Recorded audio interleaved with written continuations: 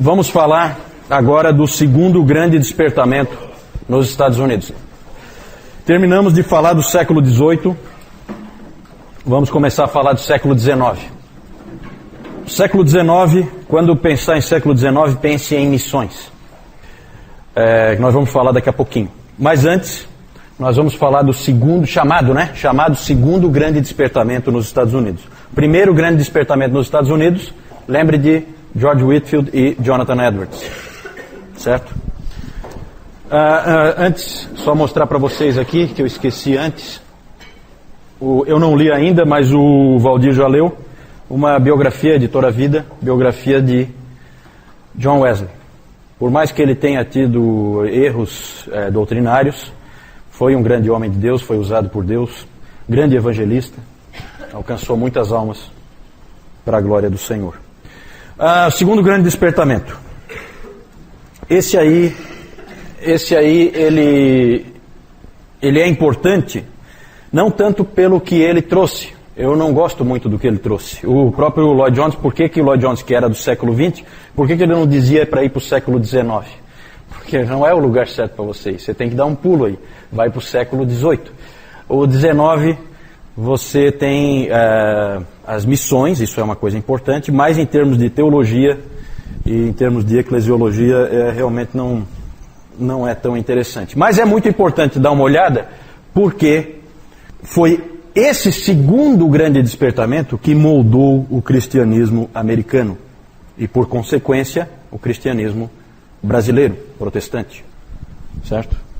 A gente fica falando dos Estados Unidos aí, não é porque a gente é colonial, mas é porque as igrejas protestantes, tirando a luterana, as igrejas protestantes no Brasil, todas elas vieram a partir de missionários americanos. Então a igreja americana é importante para nós, sim.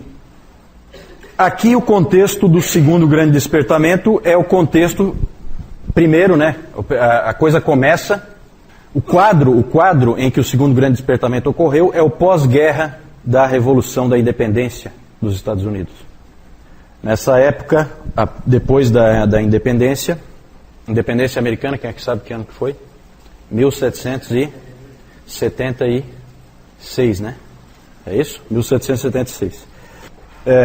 Eles então ficaram independentes da Inglaterra e houve guerra, entre ingleses e os americanos, e depois da Revolução a situação das igrejas era a seguinte: cerca de 10 a 15% só da população era membro de igreja. É pouco, para um país como os Estados Unidos é muito pouco. Mas no final do século XVIII começaram a pipocar avivamentos em várias regiões, despertamentos. Aí o contexto também é do desbravamento do oeste, aquela coisa que a gente vê nos filmes, a expansão da fronteira, porque os Estados Unidos começam ali na Nova Inglaterra, Nordeste, ali mostrei para vocês no domingo passado, na costa do Oceano Atlântico. Agora tem que entrar. E essa entrada vai sendo feita e com o avanço na fronteira, vão também junto pregadores. A igreja vai acompanhando. E nesse avanço na fronteira vão principalmente presbiterianos e metodistas. Só que os metodistas acabaram levando muito mais vantagem, ganharam muito mais terreno, porque eles não se preocupavam tanto como os presbiterianos com a formação dos seus pregadores, dos seus pastores. Os pregadores metodistas tinham menos formação. E os presbiterianos tinham uma preocupação muito grande em o indivíduo ser bem formado na palavra de Deus antes de ir. Metodista ia qualquer um que quisesse pregar, que tivesse zelo. E com isso os metodistas ganharam muito terreno e ficaram muito fortes. A denominação ficou muito forte nos Estados Unidos. Vocês sabem que as igrejas pentecostais elas têm a sua origem nos metodistas. Isso bem depois, já na virada do século XIX para o XX. Mas nessa época também tem os Circuit Riders, que eram pregadores itinerantes, e tinha até um dizer na época, esses indivíduos eles andavam a cavalo e iam pregando em tudo que é lugar. Eles tinham até um dizer nessa época, quando havia um tempo muito ruim, tempestade lá fora e coisa desse tipo assim, as pessoas comentavam entre si que estava um dia daqueles em que lá fora só tem corvos e pregadores. Porque os indivíduos eram realmente doidos. Gente, tem cada história aqui, porque tinha cara desses caras da fronteira, esses pregadores da fronteira, tem histórias que você não acredita. Tem um sujeito, uma figuraça, tal de Peter Cartwright. Esse sujeito, ele era um pregador vibrante, ele andava pelo Kentucky, Tennessee e Illinois. E era comum ele ir nas cidades, você imagina aquelas cidades ali da expansão da fronteira, aquelas cidades do oeste ali, e aí o povo da cidade vinha, e sempre tem aquele indivíduo que fica incomodando, né? Sempre tem um mala que fica ali na plateia perturbando, né? E aí o Cartwright, então, ele pregava, e aí, quando tinha um desses sujeitos atrapalhando as reuniões, ele fazia o seguinte: tirava o paletó, descia do púlpito, ia lá, esmurrava o cara, depois ele voltava, colocava o paletó de novo e continuava o sermão. Esse aí é uma figuraça. Se a moda pega, né? Se a moda pega, tomara que não, né? Ainda bem que essa prática não se difundiu, né? Mas resolvia, diz que era efetivo. Viu, Newton? O seu Manuel está dizendo para não seguir esse tipo de exemplo. Mas ali também tinha também nesse contexto ali da fronteira também tinha os batistas. Os batistas não tinham muita formação, geralmente eram agricultores que pregavam pregação leiga, mas eles não tinham muita formação, mas eles tinham muito zelo. Um desses pregadores é um sujeito famoso, James Taylor, não é o cantor, né? James Taylor, que limpou sozinho 160 hectares de terra do Kentucky com as próprias mãos. Esse cara não é fraco. Durante a semana trabalhava no pesado, deu para perceber, não é pouca coisa.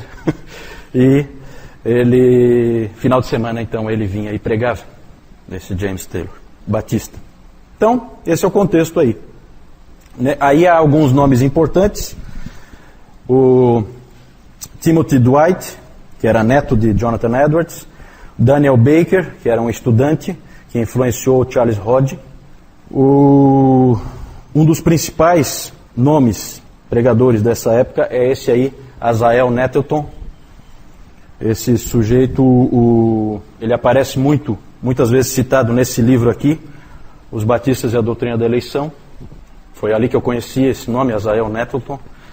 Ele é dessa época. Ele era um sujeito ele era um tipo de evangelista, sim, mas ele ficava um tempo, parecido assim com o que Paulo fazia, ficava um tempo ali, trabalhando com as pessoas, pregava o evangelho. O Dr. Calhoun disse que ele é um dos homens mais competentes em pregar a fé reformada num contexto de avivamento. Muito equilibrado, ele tem umas palavras muito boas. Mas o homem mais famoso desse período, com certeza, é um sujeito chamado Charles Grandison Finney. Quando eu vejo umas fotos dele, eu sempre me dá calafrio esse sujeito aí. Nunca fui com a cara dele. E ele era um advogado que se tornou evangelista.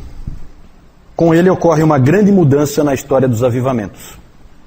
Ele fez com que o termo avivamento fosse descaracterizado.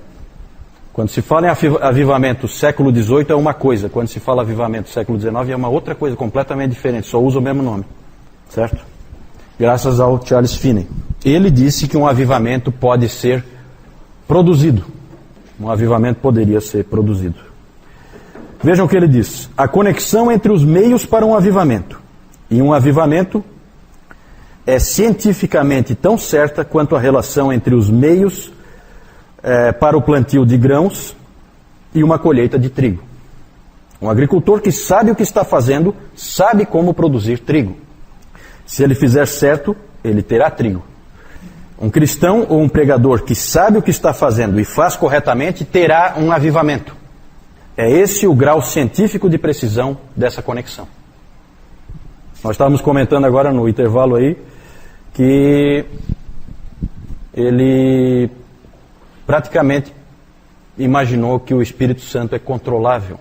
né, que eu posso seguindo algumas, como o Valdir usou a expressão ali, chaves, tendo algumas chaves ali que eu sigo, alguns passos que eu sigo, eu vou conseguir que o Espírito Santo faça a obra, porque eu quis.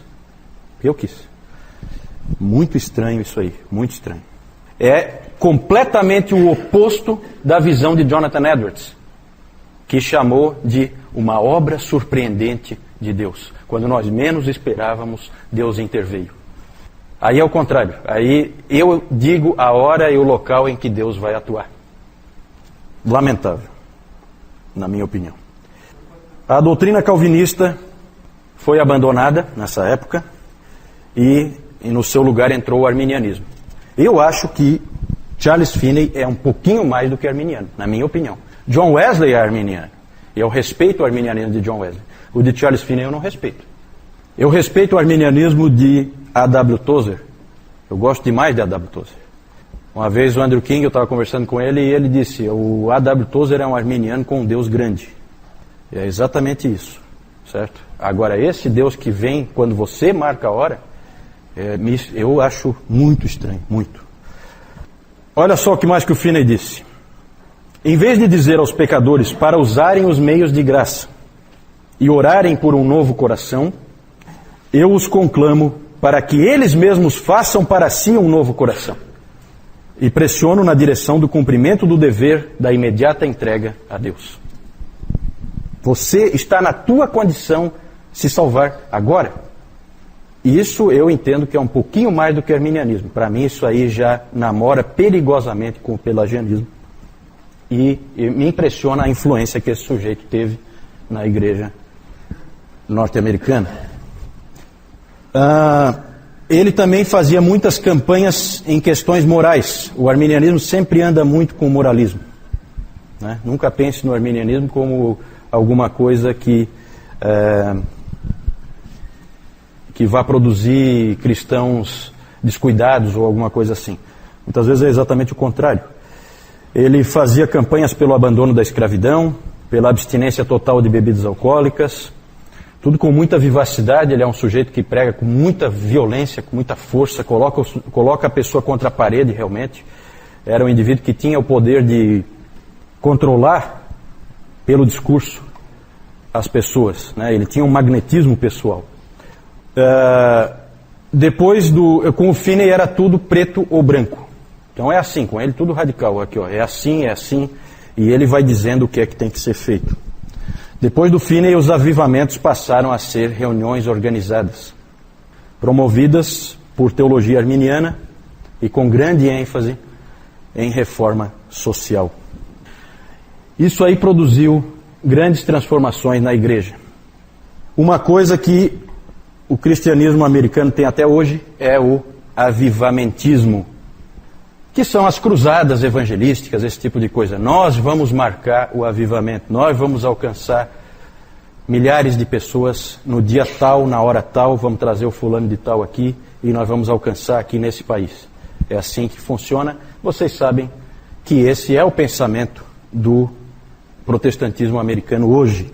Influência, esse tipo de pensamento só veio aqui no século XIX, com o Charles Finney. Então, dali em diante, toda a religião americana é baseada em avivamentos, nesse sentido. Outro aspecto que aconteceu também foi a cristianização dos Estados Unidos. Passou a ser um país cristão, como a gente costuma ver. Houve uma mistura muito forte entre o social e a igreja, essas coisas andaram juntas. É claro que aqui não é só a influência do Finney. Nós não estamos falando do Finney aqui, nós estamos falando do segundo grande despertamento. Então aqui estão envolvidos todos os pregadores da fronteira, toda a influência deles, certo? E aí os Estados Unidos eles se tornaram um país dito cristão. Outro aspecto, democratização do cristianismo. Só que democratização aí num sentido um tanto quanto negativo. Porque o que acabou acontecendo é que cada americano passou a ser o seu próprio teólogo, depois do segundo grande despertamento. Passou a haver uma rejeição do passado, uma rejeição de tudo que tinha antes. Tudo tinha que ter origem americana, então muito aquela coisa ferrenha de patriotismo, um patriotismo assim um tanto quanto bobo, né? E ingênuo, né?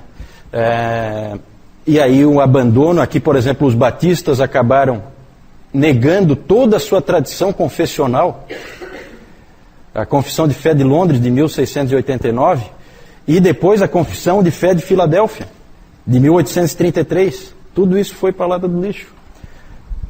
Por quê? Por causa dessa pressão para que cada um pensasse a teologia como quisesse. E aí imagina o grau de divisão que isso aí produz. Não é à toa que o divisionismo da igreja americana é algo incontrolável, né? O potencial divisionista é único, porque cada cabeça é uma sentença. E cada indivíduo tem uma ideia diferente, e aí forma uma nova igreja.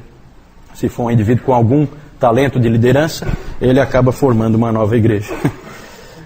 Então é complicado. Também, nessa época, começa a criação de um sem fim de instituições para-eclesiásticas, certo? Antes era só a igreja, depois, e vocês sabem que isso é tipicamente americano, instituições para-eclesiásticas de todo tipo. Junta missionária, junta de Bíblia, sociedade para isso, sociedade para aquilo. Uma infinitude de instituições para-eclesiásticas surgiram também na cola do segundo grande despertamento nos Estados Unidos. Também esse segundo grande despertamento marca o declínio do calvinismo. O calvinismo perde força, a igreja passa a ser maciçamente arminiana. Uma série de motivos aí. Entre os batistas surgiu muito hipercalvinismo, entre muitas pessoas, e tudo isso aí trouxe problemas, o calvinismo declinou. E esse declínio foi causado principalmente pelos metodistas. Os metodistas chegavam até a ter hinos que eles cantavam, que dizia assim, um deles, né? Dizia assim mais ou menos: quando eu era cego, eu não podia enxergar. Os calvinistas viviam a me enganar. Então eles faziam hinos contra o outro, né? Então isso aí é complicado, né? Então quando você começa a fazer esse tipo de campanha, e eu já falei para vocês da força dos metodistas na expansão da fronteira, já que qualquer um que quisesse pregar podia pregar, né?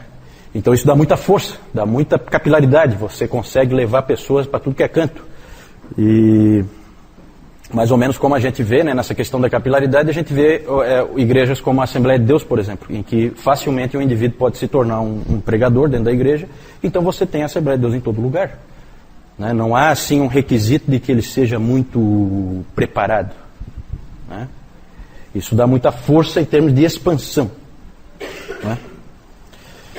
E os metodistas foi um pouco assim, mal comparando. Só para a gente comparar com uma situação que a gente conhece aqui no Brasil. O que mais?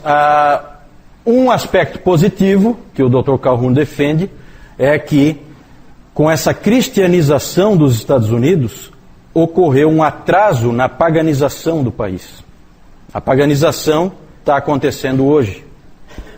Cada vez mais os Estados Unidos estão deixando de ser um país cristão e estão se tornando um país pagão e dos piores, né, em termos de paganismo. Com a força que ele tem, cultural, econômica e social, não é difícil que ele se torne uma grande força, seja lá para o que for.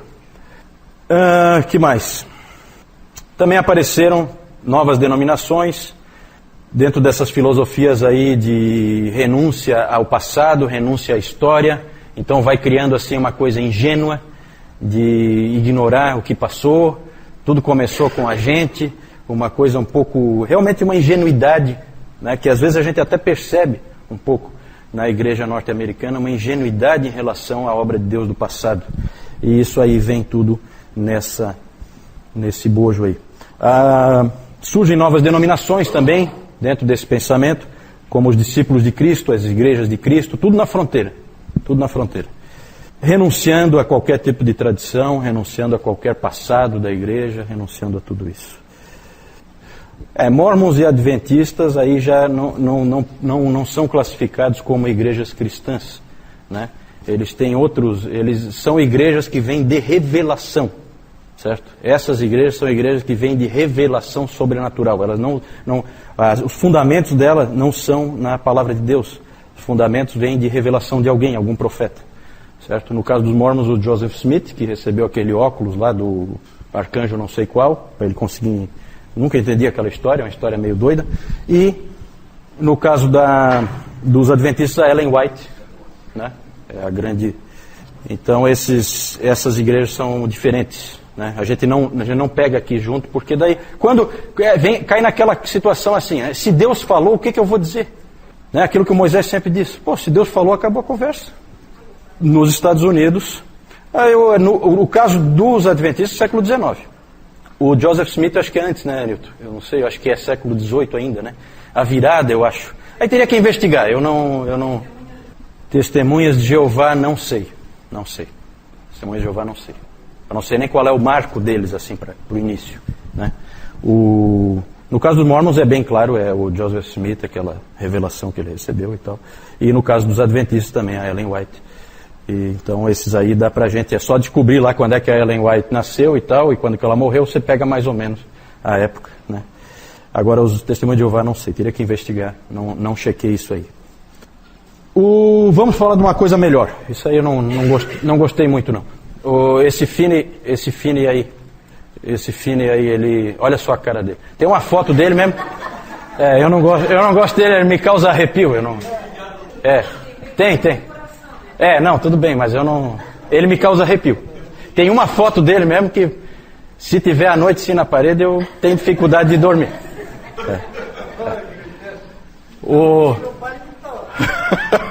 O Nettleton é uma carinha melhor, né?